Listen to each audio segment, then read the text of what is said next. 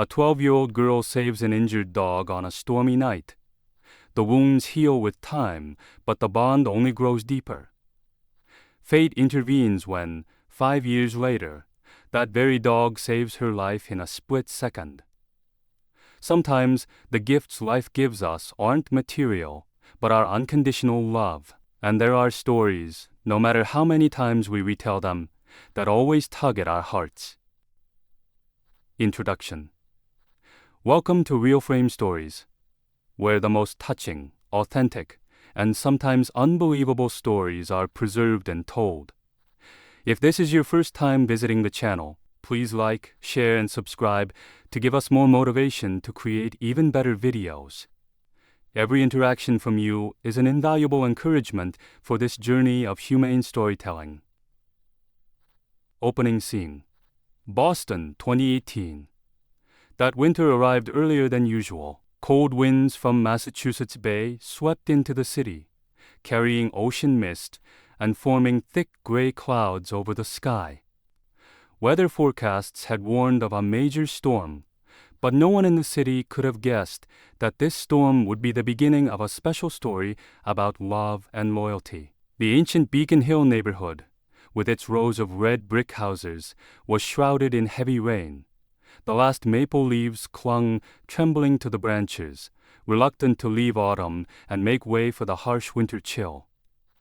On Charles Street, light shone from window panes, casting warm halos and creating blurry silhouettes on the wet pavement. In a small house at the end of the street, the light was still on in the second-floor window. That was the room of Sarah Wilson, a 12-year-old girl living with her mother, a single nurse at Massachusetts General Hospital. No one knew that tonight her life would change forever because of a faint cry from the backyard. Sarah sat by the window, eyes following the raindrops tapping rhythmically on the glass. Her mother, Emma, had another night shift at the hospital, a regular occurrence since her father passed away in a traffic accident 3 years ago. The house now felt too big for just the two of them, but they clung to the memories within these walls. Remember to lock the doors carefully. Her mother's voice echoed in Sarah's mind. There'll be a big storm tonight. Sarah was used to being home alone.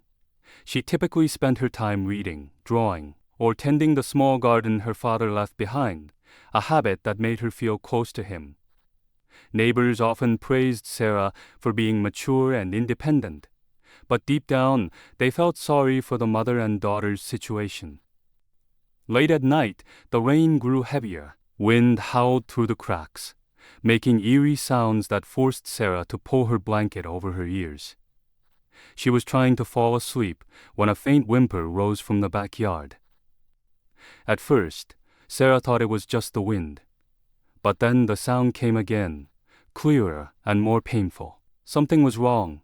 Sarah knew she shouldn't go outside during a storm, but her kind heart wouldn't let her ignore the cry for help. She quickly put on her father's old raincoat, grabbed a flashlight, and tiptoed downstairs.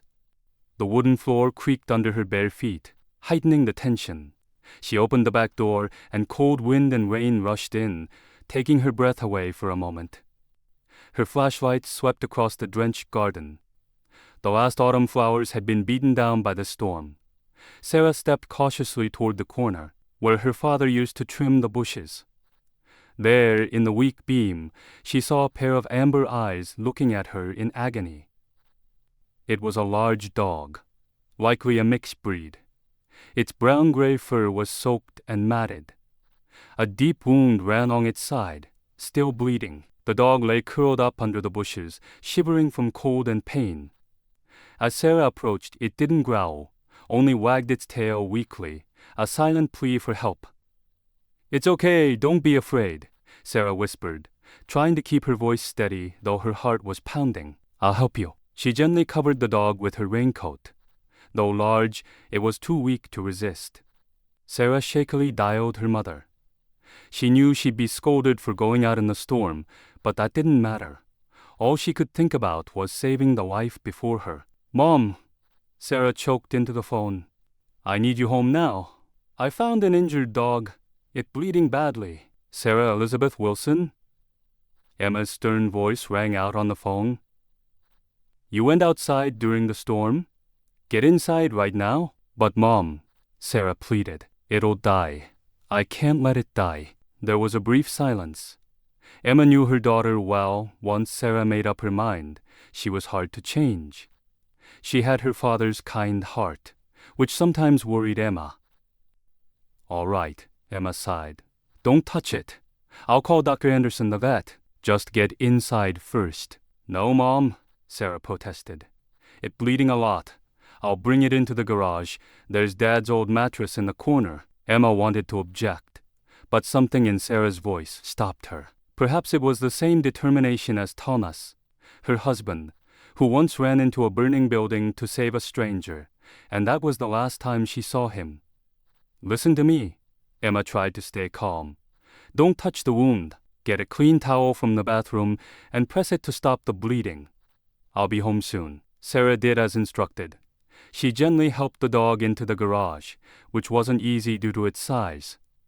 Under the garage light, she could see its condition more clearly. The wound seemed caused by something sharp, maybe barbed wire or metal. Its fur was ragged and marked by smaller cuts. Where did you come from? Sarah whispered, gently drying the dog. Why are you hurt like this? The dog's amber eyes looked at Sarah with a glimmer of trust. It licked her hand as if to say thank you. Sarah named it Storm, for meeting it on such a stormy night. About 20 minutes later, her mother and Dr. Anderson arrived. Dr. Anderson, a kind middle-aged man, quickly checked Storm's condition. Luckily, the wound isn't too deep, he said as he stitched it up. But he's lost a lot of blood and shows signs of prolonged starvation. He's probably been wandering for days. Can we keep him? Sarah asked hopefully. Emma and Dr. Anderson exchanged glances. Keeping a large dog wasn't easy, especially for their family. Sarah, Emma sat beside her daughter. You know, I'll do everything, Sarah interrupted. I'll get up early to walk him, feed and bathe him myself. I can save my lunch money to buy his food. I promise to take good care of him. Tears streamed down Sarah's face. Emma looked at her daughter, then at the dog dozing on the old mattress. There was something in Storm's eyes that reminded her of Thomas, a silent loyalty and courage. All right, Emma finally sighed. We'll try for a month, but you have to promise me. Sarah didn't wait for her mother to finish, hugging her tightly. I promise. I'll be the best kid in the world. Dr. Anderson smiled. He'd seen many reunions between people and pets, but tonight felt special. Maybe it was fate, a lonely girl meeting a lost dog, finding in each other a new family. Sunlight filtered into the garage. Sarah had been up early, barely sleeping, worried about Storm. She checked on him several times during the night. Storm lay curled on the old mattress, his breathing steadier. The antibiotics and painkillers were working. When Sarah entered, Storm wagged his tail, amber eyes shining with joy. Good morning, Sarah whispered, sitting beside him. How are you feeling? Emma stood by the door, watching her daughter. She hadn't seen Sarah so excited in a long time. Since Thomas's death, Sarah had become withdrawn, but now something in her eyes had changed. Have you had breakfast? Emma asked. Not yet, Sarah replied, not taking her eyes off Storm. Mom, do we have anything for Storm to eat? Emma shook her head. We should buy some special food for him to recover. I'll call in sick this morning. No need, Mom, Sarah said. I can go with Storm. Mrs. Martinez's pet store is just a few blocks away. You're taking him out like this? Storm seems better, Sarah insisted. And I think he needs some exercise. Right, Storm? As if understanding, Storm tried to stand. Though a bit shaky, he managed to balance. Emma had to admit he had a remarkable will. All right, Emma handed her a few dollars. But be careful. And here. She gave Sarah an old leash. It was your dad's? He used it to walk dogs at the rescue shelter. Sarah gripped the leash, memories of volunteering with her dad flooding back. She felt as if he was with her. On their walk, many people stopped to look. Storm was a big dog, dignified even while injured. He walked slowly beside Sarah, stopping to rest when tired. Curious neighbors asked about him, and Sarah patiently told them the story. Mrs. Martinez's pet store was cozy, filled with pet supplies. When Sarah and Storm entered, the bell chimed. "Good morning, Sarah," Mrs. Martinez greeted with a warm smile. "Oh, and who is this?" Sarah told the story as Mrs. Martinez listened intently. Her eyes softened when she saw Storm's wound. "Pobrecito," she whispered in Spanish. "So pitiful. Let me help you pick out what you need." For the next half hour, Mrs. Martinez helped Sarah choose suitable food, a new collar, bowls, and other essentials. When Sarah tried to pay, Mrs. Martinez shook her head. "Consider it a gift from me," she said. "But promise to bring Storm to visit me often, okay?" Sarah hugged her, tears brimming with gratitude. On the way home, Storm seemed more spirited. Perhaps he sensed his new life was beginning, with a new family and new friends. Time passed quickly. The 1-month trial Emma set ended, and Storm officially became part of the Wilson family. His wound healed, leaving only a faint scar beneath his now beautiful fur. Storm's presence brought incredible changes to their home. Sarah was no longer the quiet girl she once was. Every morning, her laughter rang out as Storm woke her by licking her face. After school, she spent time teaching Storm basic commands, and he proved amazingly smart. "It's unbelievable," Dr. Anderson remarked during a checkup. "Storm seems to have been trained before. His responses are too professional for a stray." Emma noticed it too. Storm was not only obedient, but exhibited special behaviors. He always waited for Sarah at school, even though no one took him there. On nights when Emma worked, Storm guarded Sarah's door like a loyal protector. One evening, as Sarah did her homework, Emma overheard her talking to Storm. "You know," Sarah whispered, stroking his soft fur, "sometimes I think Dad sent you to us. He always said good things come in the most unexpected ways." Storm whimpered softly, resting his head on Sarah's lap as if understanding her sorrow. Emma quietly wiped away tears. Perhaps Thomas really had sent a 4-legged angel to protect them. Not just at home, Storm became beloved in the neighborhood. Every Sunday morning, Sarah walked him in the park, and neighbors stopped to chat. Mrs. Martinez always had special treats for Storm. Mr. James, the lonely old gardener at the end of the street, smiled more whenever Storm visited his garden. "Your dog is special," Mr. James told Sarah one day. "He reminds me of the service dogs I worked with in the army." "You served in the army?" Sarah asked, surprised. "Yes, I was a service dog trainer." Mr. James nodded, eyes distant. "And Storm, the way he moves, the way he observes. I can tell he was professionally trained." This made Sarah wonder. Maybe Storm once belonged to someone, a soldier or rescuer. But that didn't matter anymore. Now, that winter came sooner than forecast. November had just begun, but temperatures plummeted and the first snowstorms hit hard.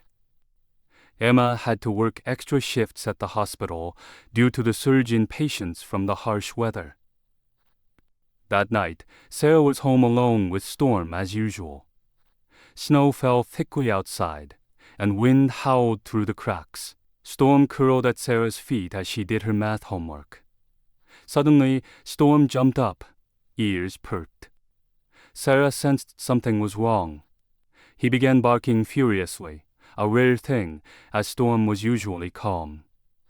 "What's wrong, Storm?" Sarah asked anxiously. Just then, the smell of smoke spread. Storm ran to the door, looking back at Sarah urgently. When she opened her door, smoke was thick downstairs. "Fire! The house was on fire!" Sarah panicked. She'd learned about fire safety at school, but in reality, everything was a blur. Storm wouldn't let her panic. He tugged her sleeve, leading her to the emergency stairs. "My phone!" Sarah remembered, and tried to go back. Storm stopped her, pushing her toward the exit. Smoke thickened and the fire spread from below. Sarah realized there was no time. She followed Storm down the stairs, heart pounding. Halfway down, Sarah heard a weak cry for help. It was Mrs. Rose, the elderly neighbor living below. Her apartment was right under Sarah's. "Storm, Mrs. Rose is trapped," Sarah shouted. Without hesitation, Storm dashed down. Sarah wanted to follow, but he barked, signaling her to stay. Through the flames, Sarah saw Storm break into Mrs. Rose's window and disappear inside. The next minutes were the longest of Sarah's life. Sirens wailed in the distance, but seemed too slow. Black smoke poured from Mrs. Rose's window, and Sarah couldn't see inside. Suddenly, a shadow burst from the smoke. It was Storm, dragging Mrs. Rose by her sleeve. She coughed, but was conscious. Storm had found a way to get her out safely. As soon as they exited, firefighters arrived. Emma rushed from the hospital, hugging Sarah in tears. Storm stood beside them, fur blackened with soot, but eyes shining with pride. "Your dog saved my life," Mrs. Rose sobbed. "He's extraordinary, a true hero." Storm's story quickly spread throughout the city. Media outlets raced to cover the four-legged hero who saved 2 lives in the fire. Later investigations showed the fire was caused by an electrical short on the first floor. If not for Storm's early detection, the consequences would have been much worse. At a press conference at the fire department, a man in uniform approached Sarah and Emma. He introduced himself as Captain Michael Harrison from the military K-9 unit. "I saw the news about Storm," he said warmly, "and I think I know his background." Sarah tightened Storm's leash, afraid someone would take him away. But Captain Harrison smiled reassuringly. "Don't worry, little one. I'm not here to reclaim Storm. Actually, his name is Thunder, one of our best service dogs. He went missing during a rescue mission after a flood 6 months ago." Emma and Sarah listened as Captain Harrison recounted Storm Thunder's past. He'd saved over a dozen people on missions, specially trained to find victims and handle emergencies. "But after he went missing," Captain Harrison continued, "we searched for weeks. He must have wandered far before finding your family." "Do we have to give him back?" Sarah asked, hugging Storm tightly. Captain Harrison shook his head. "No, Thunderstorm now has found his new home. Some things are more important than military duty, like love. I can see he's happy here." He took out a medal. "This is the Medal of Bravery for service dogs. Storm deserves it for what he's done." Sarah took the medal, hands trembling, while Storm sat solemnly as if understanding the moment. Emma quietly wiped her tears, thinking of Thomas. Perhaps he'd guided Storm to them, a guardian angel. A week after the fire, the house was repaired with help from the neighborhood. Mrs. Rose moved in with her daughter, but often visited to give Storm special treats. Mr. James devoted his whole garden for Storm to play, and Mrs. Martinez always saved the newest toys for the neighborhood little hero. Every night before bed, Sarah whispered to Storm, "You know, whether your real name is Thunder or Storm, to us, you'll always be the angel Dad sent. An angel who doesn't need wings, just 4 legs and a brave heart." Storm pressed his head into Sarah's lap, amber eyes glistening in the lamplight. Outside, snow still fell, but in this warm little house, love had chased away all the winter cold. Sometimes, the most beautiful miracles aren't grand events, but simple moments when we find family in the most unexpected places. And Storm, a lost dog in a stormy night, became the most beautiful miracle for Sarah and Emma Wilson's little family.